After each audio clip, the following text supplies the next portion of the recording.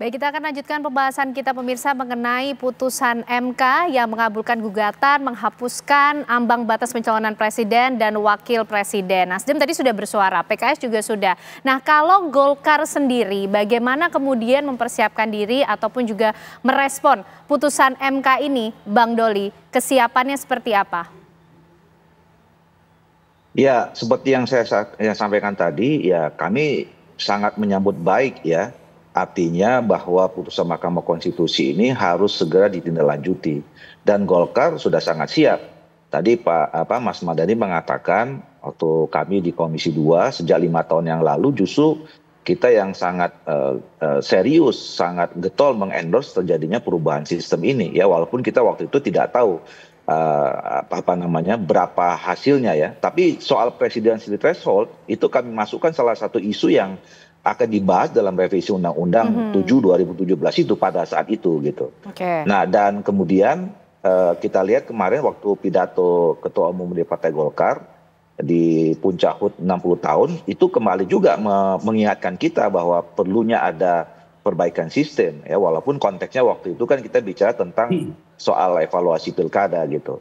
Jadi kami sangat siap, dan memang kalau buat Golkar di dalam 2 Munas terakhir 2019 dan 2024 itu letterless ya menjadi keputusan resmi rekomendasi dari Munas meminta kepada DPP untuk melakukan evaluasi dan kajian terhadap sistem politik, sistem demokrasi, terutama sistem pemilu. Dan sekarang kami sudah punya tim ya, yang sangat serius melakukan kajian ini, mengelaborasi. Nah, jadi kami sangat siap.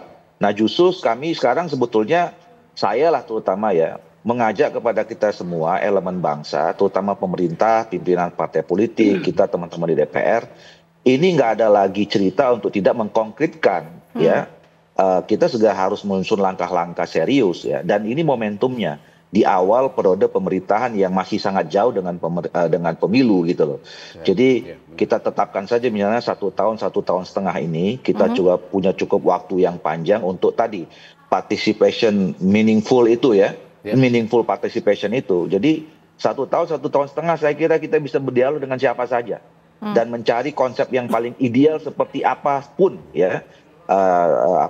Yang selama memang itu ideal ala Indonesia. Kita nggak perlu belajar dengan negara-negara yang lain. Kita sudah punya pengalaman 26 tahun reformasi ini, 6 kali pemilu. Saya kira kita juga sudah punya catatan-catatan bagaimana membangun pemilu, sistem demokrasi ala Indonesia, bukan ala siapa-siapa gitu. Dan itu tergantung kita semua.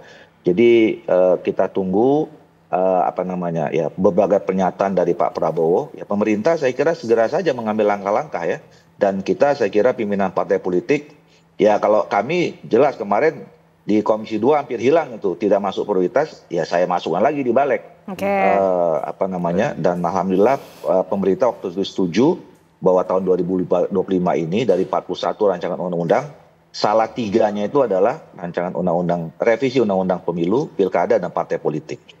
Oke, baik Bang Mardhani, mungkin selain mewakili PKS tapi juga melihat dari sudut pandang DPR ini sendiri ya, dari putusan MK ini artinya kan undang-undang pemilu akan direvisi lagi, dibuat lagi karena kan bertentangan dengan konstitusi ya, seperti apa Bang Mardhani? Akan mendorong hal ini? Mahkamah Konstitusi sejatinya disebut negative legislation. Dia menilai adakah undang-undang bertentangan dan bentuknya pembatalan pasal. Ada yang pembatalan satu undang-undang, saya itu rancangan undang-undang koperasi satu undang-undang dibatalkan. Kenapa? Karena menurut MK di definisi umumnya tuh keliru ya, udah salah, jadi pasti salah semua. Itu bayangkan DPR, pemerintah udah keluar di GR batal semuanya. Artinya demokrasi kita itu makin lama makin dewasa. Semuanya ada check and balance yang baik. DPR tentu akan mengkaji dengan seksama. Ini tadi Bang Hernawi Taslim mengatakan Nasdem dukung, Golkar dukung, PKS dukung, karena memang final and binding. Tetapi lagi-lagi MK juga mengatakan constitutional engineering-nya harus dilakukan. Dan karena itu tahun ini kalau semangat sih saya ngelihat karena masuk prolegnas kita akan bekerja dengan seksama. Cepat, tapi tidak boleh ceroboh. Karena ketika ceroboh tadi, too little is very bad. Kesedikitan, Bang Saldi Isra mengatakan ketegangan sosialnya kalau cuma dua pasang calon tinggi. Tapi too many, very bad. Orang jadi sangat kompleks dan sulit. Satu lagi, hati-hati. Hati-hati mereka yang oligarki dan punya modal, menguasai seluruh sendi, tiba-tiba maju gitu loh. Dari situ dia bisa melakukan rekayasa. Apalagi kalau kita tidak perbaiki sektor di hulunya. Bagaimana kualitas demokrasi kita, pemilih kita, KPU kita, money politik kita, politik dinasti kita, media kita. Nanti sosial media itu bisa menjadi salah satu andalan. Kemarin itu hari tenang 3 hari terakhir, tapi hari tenang itu justru menjadi tidak hari tenang, paling jungkir balik hari kita. paling tidak tenang. Hari paling. Kenapa? Itu yang Bang Doli tadi bilang, kita perlu betul-betul duduk seksama, memetakan semuanya. Tapi kalau buat saya, jangan terlalu rigid.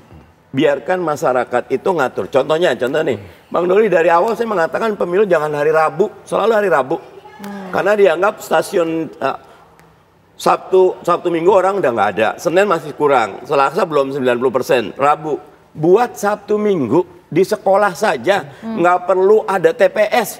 Biasa kok, saya pernah datang di Malaysia tuh. Malaysia nih contoh nih, ada 4 lantai, itu 100 TPS di semua satu sekolah, bisa, parkirnya enak.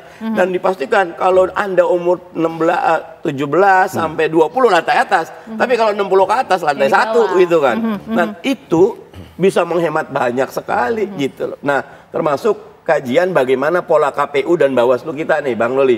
Kan bahasanya libur nih selama ini, banyak pekerjaan mereka gitu. Tapi kita harus betul-betul uang itu betul-betul buat kesejahteraan rakyat.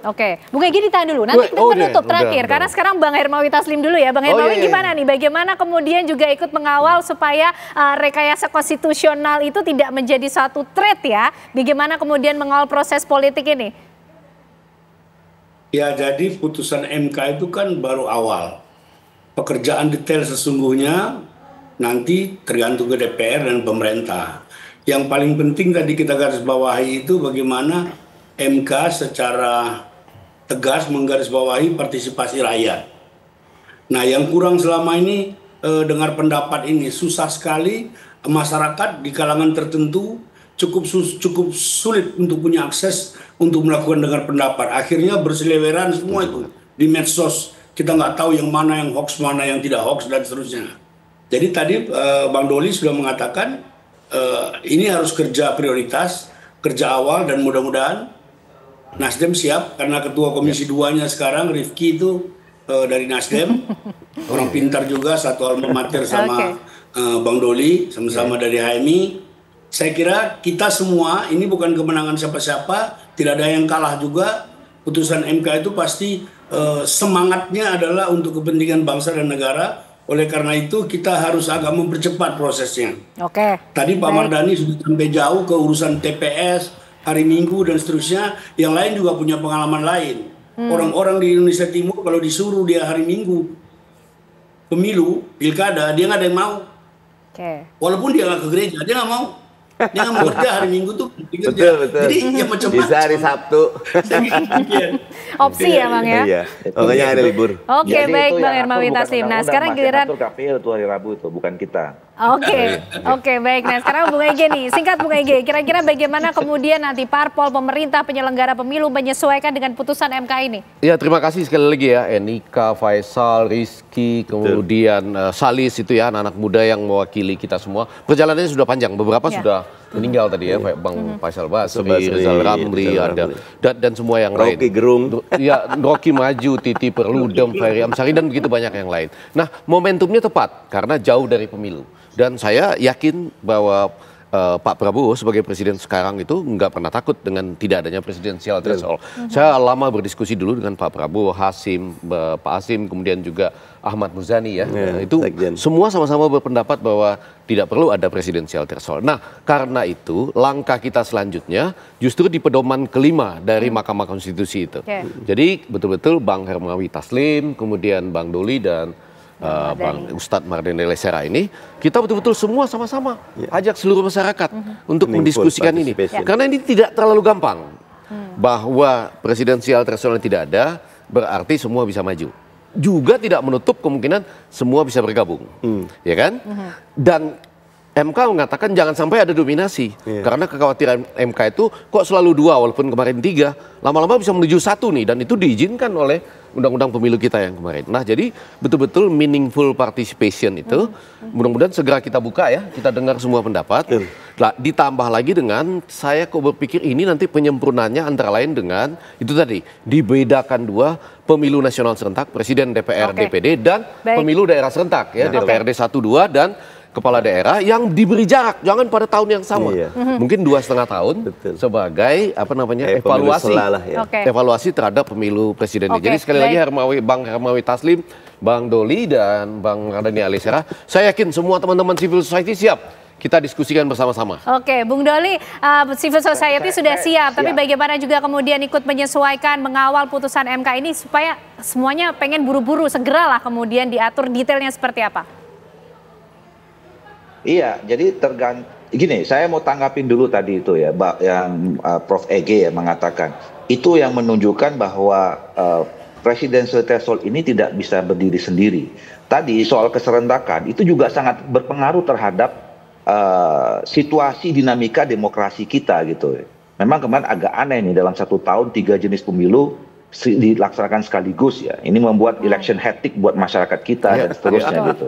Nah, dan lagi-lagi Mahkamah Konstitusi udah putusin tuh Prof. Ya, ini kita nggak punya pilihan lagi. Jadi mereka udah kasih 6 opsi itu. Yang masuk rasional itu ada 5, opsi ke-5 dan opsi ke-6.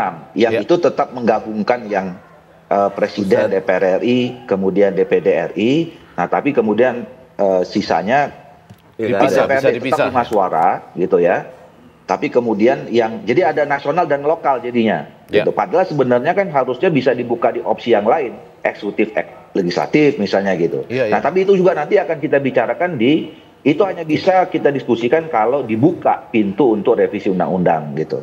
Nah, oleh karena itu ya sekali lagi ini tergantung Ketua Komisi 2-nya anak buahnya Bang Taslim itu kan. Jadi kalau misalnya diperintahkan besok misalnya segera menyusun membuat jadwal-jadwal gitu.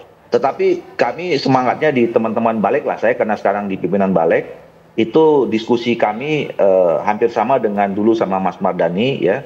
Makanya kemarin begitu lewat di Komisi 2 kita langsung jaring di Balik dan sekarang sudah masuk. Jadi tinggal konkret. Kami berharap ya pimpinan ada Mas Mardhani ini sekarang PKS ya sampaikan sama ketua umumnya Bang Taslim Sekjen tidak tangan aja memerintahkan fraksi di DPR untuk segera melakukan ini dan civil society ya Prof. EG teman-teman yang kemarin berjuang itu desak terus kita nih juga supaya jangan kehilangan momentum. Ini kalau lewat tahun 2025 kita nanti akan bias lagi nih. Jadi momentumnya sekarang memang tahun 2025 ini. Oke, bagaimana kemudian memelihara momentum ini, putusan MK sifatnya sudah final dan mengikat, tinggal bagaimana DPR, kemudian civil society dilibatkan, dan juga nanti pemerintah serta penyelenggara pemilu. Terima kasih Bang EG, Bang Mardhani Alisera, Bang Hermawi Taslim, dan juga Bang Doli malam hari ini sudah bergabung bersama kami membahas dengan begitu menarik bagaimana putusan MK ini. Kita tunggu nanti bagaimana implementasi turunannya ya, detail dari putusan MK ini. Dan tentunya pemirsa usai jeda Apa Kabar Indonesia Malam masih akan kembali hadir untuk Anda bersama dengan Sira Safir.